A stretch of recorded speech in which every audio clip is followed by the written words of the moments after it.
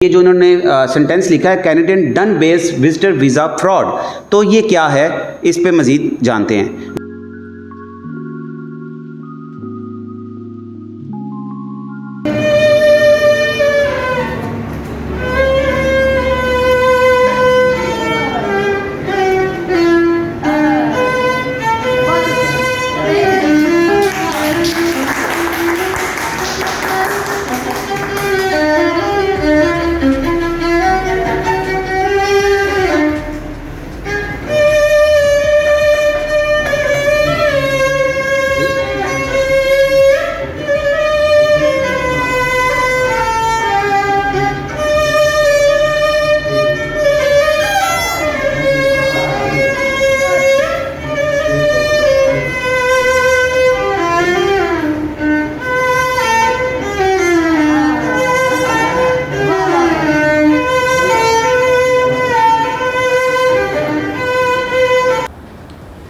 सच्चा रब रखा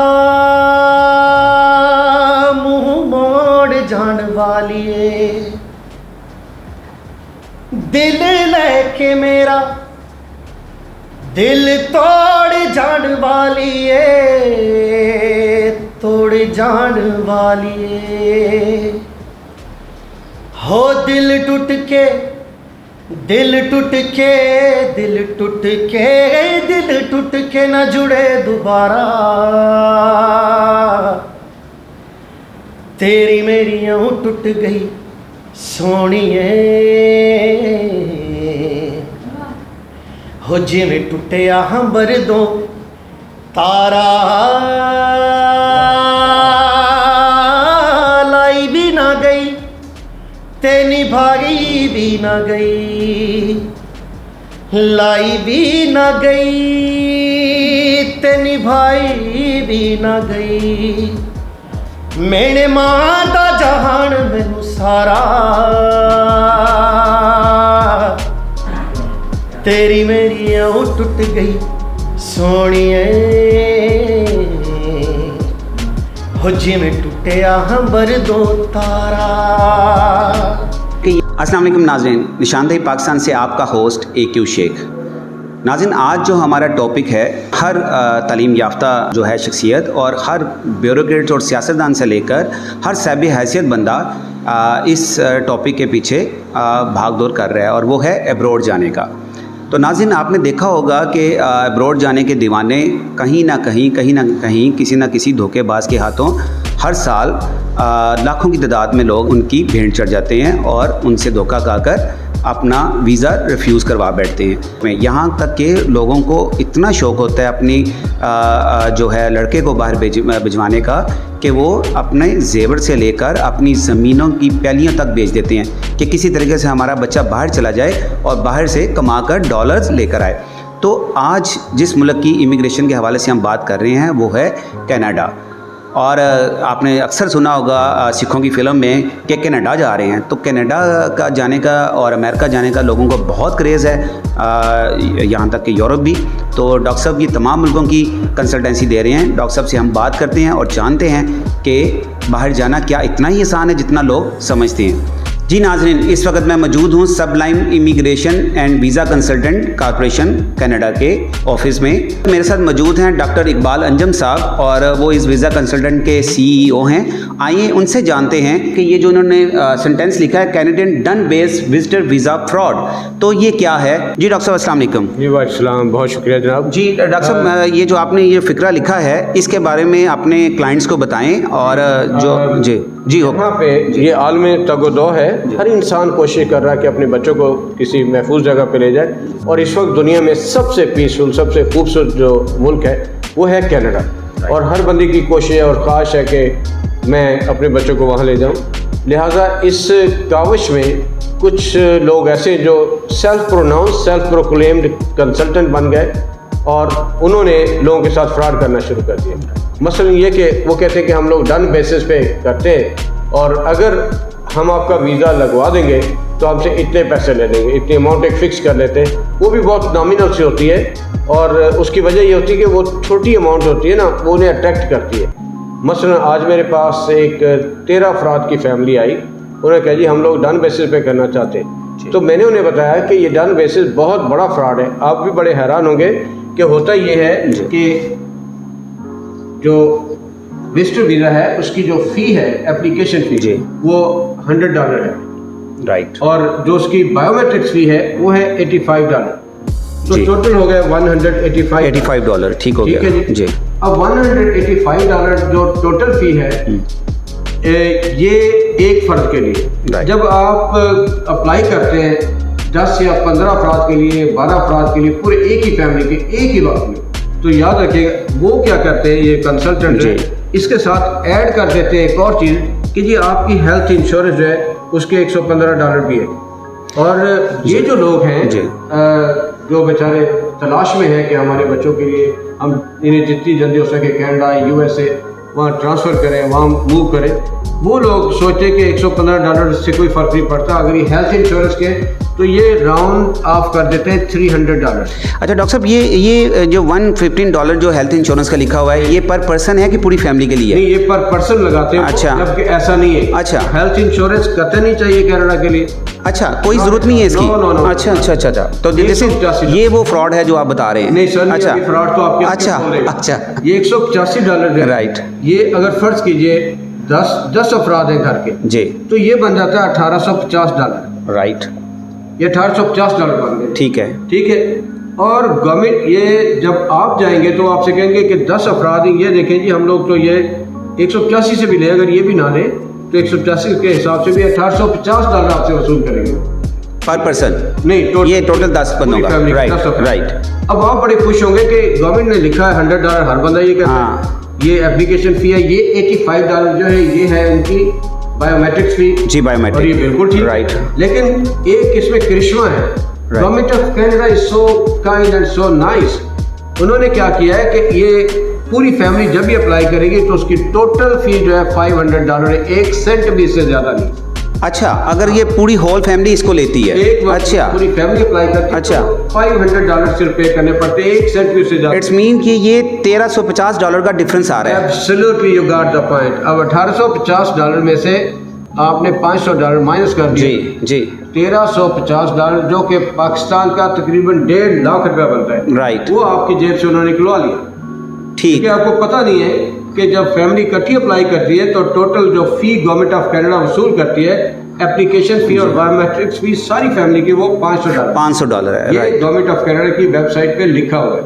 अब ये लाइबिलिटी की वजह से वो $1350 1.5 लाख रुपया एक बंदे से खुद उन्होंने फ्रॉड किया, और इस तरह से सुबह से लेकर शाम तक वो कई लोगों के साथ। अच्छा डॉक्टर साहब, हमें ये एक और चीज़ देखनी आई है कि यहाँ हमारे कंसल्टेंट में बहुत से लॉयर भी शामिल हो गए हैं। हमारे जो वकील हजरात हैं वो लोग समझते हैं कि ये बड़े कानूनदान हैं और बड़ा समझते हैं इस चीज़ को, तो उसकी वजह से भी लोग उनके ऊपर एतबार कर जाते हैं। उसकी मैं समझता हूँ कि सिर्फ वो आपने सुना होगा कि जिसका काम उसी को साथ। हाँ, ये गवर्नमेंट ऑफ कनाडा ने तय कर रखा है कि अगर कोई बंदा कैनेडियन इमिग्रेशन या वीज़ा के कंसल्टेंट के तौर पे प्रैक्टिस कर सकता है तो सिर्फ और सिर्फ ICCRC का मेंबर कर सकता है, और कोई शख्स।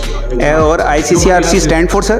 Immigration, ICCRC immigration consultants of Canada regulatory council. Okay, ये कनाडा के जो इमिग्रेशन कंसल्टेंट्स हैं उनकी रेगुलेटरी काउंसिल है जो उनको रेगुलेट करती है, और इसका बाकायदा एक पहले कोर्स होता है, वो मुकम्मल करना होता है, आपने वो पास करना होता है, फिर आपका IELTS का एग्ज़ाम होता है, फिर उसके बाद आप ICCRC का एग्ज़ाम देते हैं।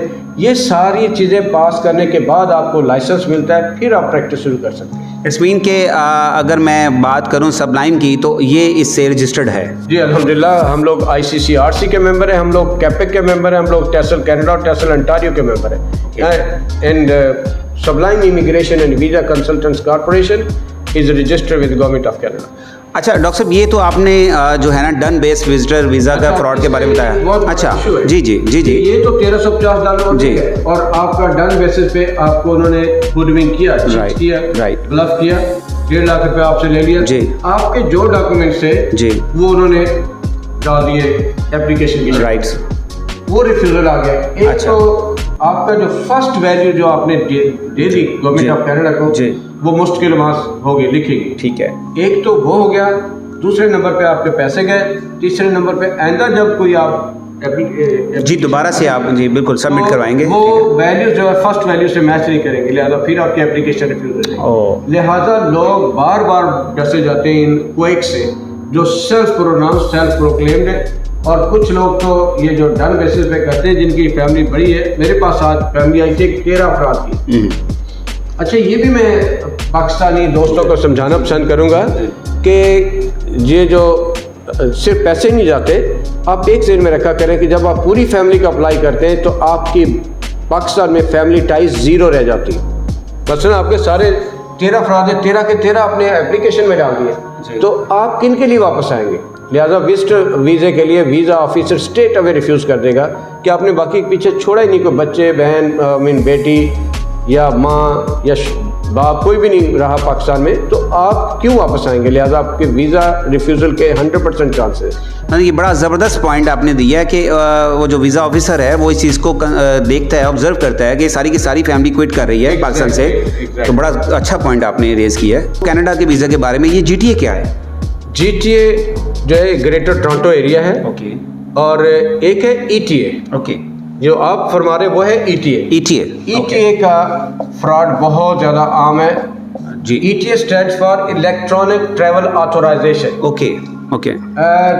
2017 में गवर्नमेंट ऑफ कनाडा ने एक स्टेप लिया, उन्होंने कहा कि जो मुल्क हमसे पहले उनके सिटीजन हमारे मुल्क में बगैर वीज़े के आते थे, अब उन्हें वीज़ा लेना पड़ेगा एक्सेप्ट अमेरिका। राइट। अमेरिकन को ये जरूरत है, अमेरिकन भी सिटीजन को, ठीक है, जो वहाँ के ग्रीन कार्ड होल्डर उन्हें भी वीज़ा लेना पड़ेगा। ओके। सो इन्हें ऑनलाइन अप्लाई करना पड़ता है जी, $7 इसकी फ़ीस है, और बहुत जल्दी आपको 5 साल का मल्टीपल वीज़ा मिल जाता है। लेकिन इसमें पाकिस्तान, इंडिया, नेपाल, भूटान, चाइना ये कंट्रीज नहीं आते। राइट। ये वीज़ा मिलता है ऑनलाइन सिर्फ उन मुल्कों के सिटीजन्स को जिनके लिए पहले वीज़ा फ्री था, जैसे UK है, फ्रांस है, जर्मनी है, नीदरलैंड है, ऑस्ट्रेलिया। अब पाकिस्तानी फ्रॉड कंसल्टेंट्स हैं, उन्होंने क्या किया कि किसी का पासपोर्ट वहाँ से लेते, उसके साथ मिलजुल के, और उसके पासपोर्ट पे एक वीज़ा निकलवा लिया उन्हें ETA का, वो आसानी से ऑनलाइन मिल जाता है। ओके।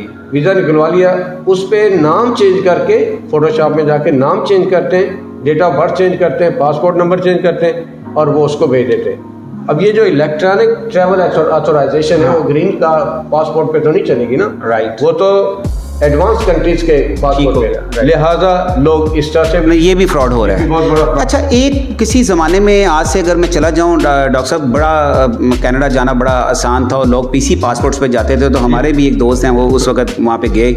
तो ये मैं 30-35 साल पुरानी बात कर रहा हूँ। यहाँ पे लाहौर में एक बड़ा मशहूर ये कंसल्टेंट था जो बाहर PC पासपोर्ट पे भेजते थे। तो अब भी वो इस दौर में भी वो सिलसिला मौजूद है कि अब वो बिल्कुल ख़त्म हो चुका है? नहीं, वो मुकम्मल तौर पर ख़त्म हो चुका है। अब आपके बायोमेट्रिक्स होते हैं, जब आप वहाँ पे जाते हैं एयरपोर्ट पे, तो आपका पासपोर्ट स्वाइप होता है, आपके बायोमेट्रिक्स होते हैं, वहीं से आप पकड़े जाते हैं। Right now.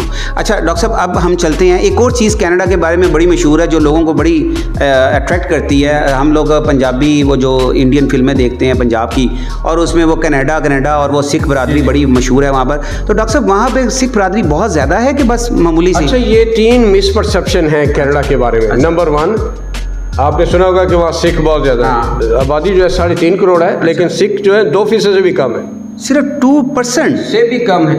नंबर 2, लोगों ने एक अजीब सा, यहाँ पे एक हमारे कंसल्टेंट हैं, वो लोगों को अजीब सा देते हैं एक कॉन्सेप्ट के वहाँ पे हर वक्त बर्फबारी होती रहती है, ठंड बहुत ज़्यादा। भाई आप देखेंगे वहाँ जाके 8 महीने तो हम लोग जो है वहाँ पे AC का बिल पे करते हैं। टोरंटो की बात कर रहा हूँ मैं।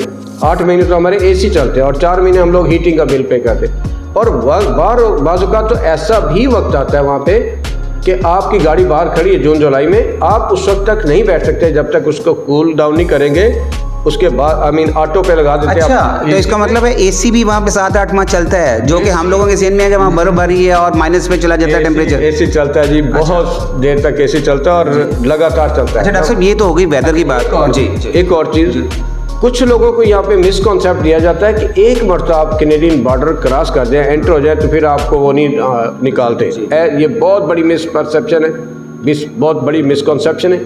याद रखिएगा, वहाँ पे कोर्ट्स है इसके लिए, और इमिग्रेशन रिफ्यूजी बोर्ड है जहाँ पे हियरिंग होती है लोगों की कि आप कैसे आए, ओवरस्टे कैसे किया, and they are removed, they get removal order, और 31 डेज़ के अंदर अंदर आपको कनाडा छोड़ना पड़ता है, अदरवाइज आपके डेपोटेशन ऑर्डर आते हैं और आपको डिपोर्ट कर देते हैं। अच्छा डॉक्टर साहब, अभी ये तो हम कुछ पॉइंट से हट गए थे, मैं ये जानना चाहूँगा कि इमिग्रेशन, आप कौन कौन सी मुल्कों की इमिग्रेशन अप्लाई करवा रहे हैं, कौन कौन सी जो है मुल्क का आप स्टूडेंट वीज़ा अप्लाई करवा रहे हैं, तो मुझे फ़र्क जानना है स्टूडेंट वीज़े और इमिग्रेशन के अंदर। ये प्लीज़ ज़रा आप मेरे ऑडियंस को बता दें। जी, हम लोग जो स्टडी वीज़ा है वो तो कर रहे हैं यूएसए, यूके, कनाडा, ऑस्ट्रेलिया का, 4 मुल्कों का कर रहे हैं हम लोग, न्यूजीलैंड का हम नहीं करते, और जो इमिग्रेशन है वो सिर्फ कनाडा की करते हैं। ओके। इसलिए कि दुनिया की सबसे बड़ी इमिग्रेशन जो है वो कनाडा की है, कोई और मुल्क इसके साथ कंपेरेबल नहीं। दूसरा, सबसे पीसफुल एनवायरनमेंट है। तीसरा ये कि वहाँ पे जो तअस्सुब है वो नहीं है बिल्कुल। It's a very much prejudice and bias free country. There is no racism. It's absolutely fantastic place. किसी भी कंसल्टेंट के पास जाएं आप 5 मिनट में उसको आउट कर देंगे। उसे कहें कि सर कनाडा तो बहुत खूबसूरत जगह है और बड़ा पीसफुल कंट्री है, लोग रिस्पेक्ट करते हैं एक दूसरे की, आप भी जाना पसंद करते होंगे, आप क्यों नहीं गए अभी तक? आपके पास पासपोर्ट है कनाडा का? वो बताएगा कि नहीं, मेरे पास कैनेडियन पासपोर्ट नहीं है। तो आप बताएंगे उसे कि सर अगर आप अपने और अपने बच्चों के लिए कैनेडियन पासपोर्ट नहीं ले सके तो हमें कनाडा कैसे पहुंचाएंगे? तो doctor, do you have passport और पीआर? You have. ये सबसे पहले तो ये पीआर कार्ड है। कोई भी शख्स जो कनाडा का कंसल्टेंट है वो कम से कम पीआर कार्ड होल्डर होगा। राइट। परमानेंट रेजिडेंट कार्ड जो 5 साल के लिए उसे इशू होता है। और दूसरे नंबर पे जो बहुत इंपॉर्टेंट चीज़ है उसे कहें कि जी आपके पास क्या कैनेडियन पासपोर्ट है? राइट। अगर उसके पास कैनेडियन पासपोर्ट है तो फिर तीसरा काम, एक काम रह गया, और वो अगर आप कर लेते हैं तो ऑथेंटिक हो जाएगा काम। उसे कहें जी कि यही नाम जो आपके कैनेडियन पासपोर्ट पर है, क्या आप यही मुझे नाम अपना कनाडा की रेगुलेटरी अथॉरिटी जो है ICCRC उसकी वेबसाइट पे अपना नाम दिखाएंगे कि गवर्नमेंट ऑफ कनाडा ने आपको ऑथोराइज भी किया है कि आप इमिग्रेशन कंसल्टेंसी करें, या रात आपने खुद ही सोच लिया कि सुबह से मैं कंसल्टेंट होगा। ये मतलब उससे रजिस्टर्ड होना जरूरी है ICCRC। राइट सर, ये बड़ा अच्छा, बड़ा मुफीद पॉइंट दिया जी डॉक्टर साहब ने। डॉक्टर साहब, अब हम चलते हैं दोबारा से अपने क्योंकि क्लाइंट को हमने ज़्यादा से ज़्यादा इन्फॉर्मेशन पास ऑन करनी है। हम चले हैं अब के स्टूडेंट वीज़ा और इमिग्रेशन वीज़ा के दरमियान में फ़र्क आपने बताना है कि कैसे अप्लाई, और एक बिजनेसमैन जो एक साहिब हैसियत बंदा है, बिजनेसमैन, वो कैसे अप्लाई कर सकता है? अच्छा, जो साहिब हैसियत है, FA पास हो जी, FA तालीम हो उसकी जी, और 3 साल का उसका बिजनेस का एक्सपीरियंस हो। राइट। अगर उसके पास $4 लाख है जो कि 5 करोड़ रुपया बनता है, जो हमारे डिफेंस में एक कनाल के घर की कीमत है, तो वो अपने बच्चों समेत कनाडा इमिग्रेट कर सकता है। पूरी फैमिली के साथ? पूरी फैमिली के साथ इमिग्रेट कर सकता है। उसे वो $4 लाख जो है उनमें से $2 लाख उसने कनाडा में अपने ही बिजनेस में इन्वेस्ट करने और वहाँ पे बिजनेस शुरू करना है। उससे 2-3 फ़ायदे होते हैं। एक तो ये कि लोकल लोगों को सर्विसेज फराहम हो जाती हैं, मिल जाती। नंबर 2 ये कि वहाँ पे जब ये बिज़नेस करेंगे साहब तो बहुत सारे वहाँ के कैनेडियन सिटीज़न या परमानेंट रेजिडेंट को जॉब मिल जाएगी, जॉबलेसनेस कम होगी। और तीसरा इकोनॉमिक एक्टिविटी होगी जिससे उस सूबे को जहाँ पे ये बिज़नेस करेंगे उसको टैक्स मिलेगा। राइट। सो इसलिए गवर्नमेंट ऑफ कनाडा इसको प्रमोट कर रही है कि आप अगर आएँ तो EI उसे कहते हैं जी, एंटरप्रेन्योर इमिग्रेशन। इसके लिए सिर्फ FA तालीम चाहिए। राइट। और IELTS का भी 5 बैंड स्कोर चाहिए। अच्छा, IELTS भी चाहिए उसमें? IELTS 5 बैंड स्कोर, 5 बैंड के साथ। तो 5 बैंड तो मेरा ख्याल है कि इजीली मैट्रिक पास भी ले जाते हैं। और हम लोग यहाँ ट्रेनिंग देते हैं। अच्छा। विदिन 15 डेज वो कर। अच्छा, आप IELTS की भी ट्रेनिंग दे रहे हैं? अच्छा। और 15 दिन के अंदर अंदर वो IELTS। अच्छा, ये मैं जो समझा हूँ, आपने भी कहा है $4 लाख और उसमें से भी सिर्फ $2 लाख वहाँ पे जमा करवाने हैं, तो कितना अर्सा उसको वहाँ पे रहना पड़ेगा? वहाँ पे इन्वेस्ट करने हैं। अच्छा, ठीक है। डॉक्टर साहब, एक और चीज़ कि ये जो $2 लाख उसने वहाँ पे इन्वेस्ट किए, वो कितने अरसे के बाद उसको पीआरशिप या उसको वो मिल जाएगी? That's very good point.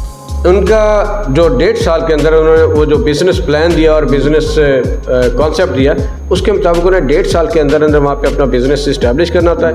Government को रिपोर्ट करनी होती है कि हमने जो आपके साथ एग्रीमेंट किया था उसके मुताबिक बिजनेस हमने डेवलप कर लिया।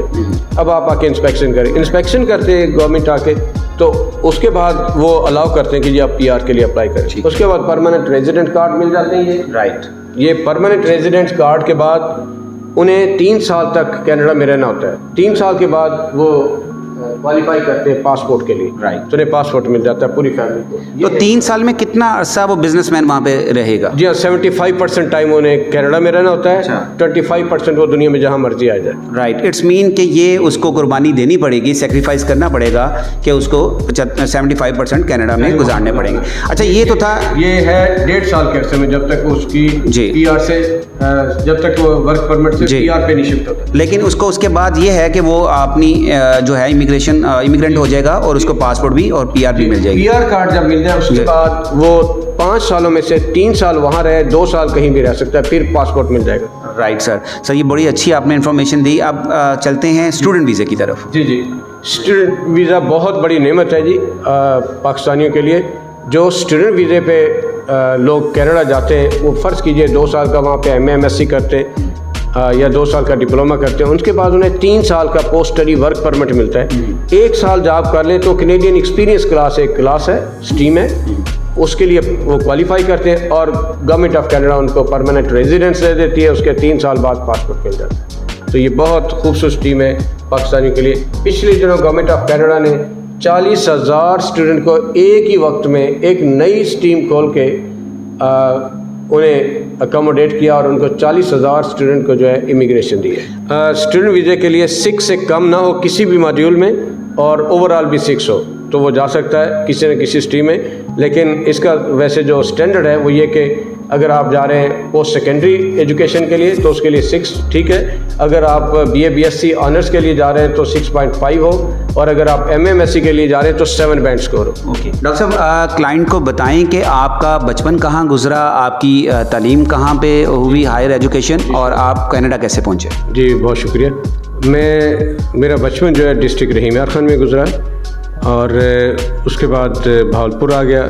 मैंने FSc रहीम यार खान से की, बैचलर भावलपुर से किया, मास्टर भावलपुर से किया, MPhil और PhD university of the Punjab से किया और फ्रेंच में जो डिप्लोमा है वो मैंने GC यूनिवर्सिटी से किया। अच्छा, लाहौर GC यूनिवर्सिटी से, गवर्नमेंट कॉलेज से? और था उन दिनों, वहाँ से किया। फिर उसके बाद मैं कनाडा चला गया, वहाँ से टेसल कनाडा, टेसल अंटारियो किया और वहाँ से 1 ईयर इमिग्रेशन का डिप्लोमा किया, इमिग्रेशन एंड वीज़ा कंसल्टेंसी में। और इसी तरह से बहुत सारे कोर्सेज़ और किए, बहुत सारी चीज़ें और की मैंने एजुकेशन में। यूनिवर्सिटी ऑफ टोरंटो का स्टूडेंट रहा हूँ मैं वहाँ पे, और USA गया, वहाँ से मास्टर इन अप्लाइड लिंग्विस्टिक्स में मुझे दाखिला दिया वेन स्टेट यूनिवर्सिटी ने।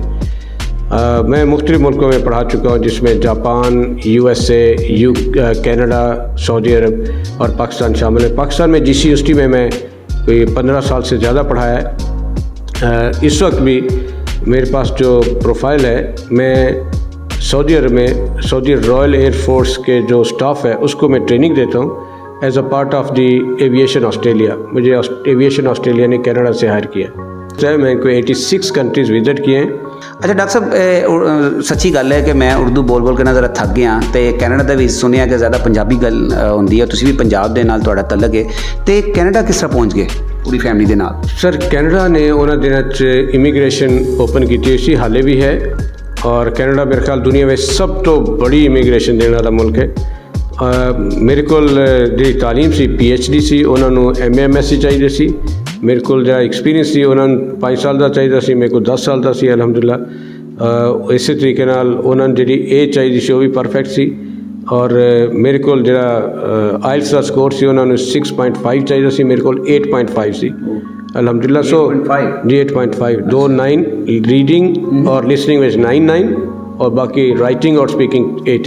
ਤੁਹਾਨੂੰ ਮੁਬਾਰਕ देनी चाहिए। बहुत बहुत शुक्रिया जनाब, थैंक यू वेरी मच।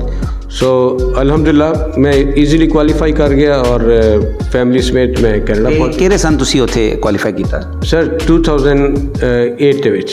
ਅੱਛਾ, ਤੇ ਇਸ ਦਾ ਮਤਲਬ ਹੈ ਕਿ ਇਸ ਲਈ ਤੁਹਾਡੇ ਕੋਲ 13 ਸਾਲ ਤੁਹਾਨੂੰ ਹੋ ਚੁੱਕੇ ਨੇ। 13 ਸਾਲ ਹੋ ਗਏ ਨੇ ਮੈਨੂੰ। ਫੈਮਿਲੀ ਉੱਥੇ ਹੀ ਹੈ? ਜੀ ਜਿਹੜਾ ਉਹ ਕਿਹੜਾ ਕੈਨੇਡਾ ਦਾ ਕੰਸਲਟੈਂਟ ਹੈ ਜਿਹਦੀ ਫੈਮਿਲੀ ਜਿਹੜੀ ਪਾਕਿਸਤਾਨ ਵਿੱਚ ਹੋਵੇ ਤਾਂ ਲੋਕਾਂ ਨੂੰ ਕੈਨੇਡਾ ਭੇਜਦਾ ਹੋਵੇ। ਮੇਰਾ ਬੜਾ ਬੇਟਾ ਜਿਹੜਾ ਉਹ ਟੋਰਾਂਟੋ डिस्ट्रिक्ट पुलिस ਦੇ ਵਿੱਚ ਹੈ और छोटा बेटा ਜਿਹੜਾ ਉਹ ब्रांड एम्बेसडर है टोयोटा जापान ਦਾ। और बेटी मेरी ने हाले FSc की थी अलहमदुलिल्लाह और she is looking for new career. ਅੱਛਾ, ਇੱਥੇ ਵਾਇਲਨ ਵੀ ਪਿਆ ਹੈ ਤੇ ਤੁਹਾਡੀ ਪਰਸਨੈਲਿਟੀ ਵੀ ਦੱਸਦੀ ਪਈ ਹੈ।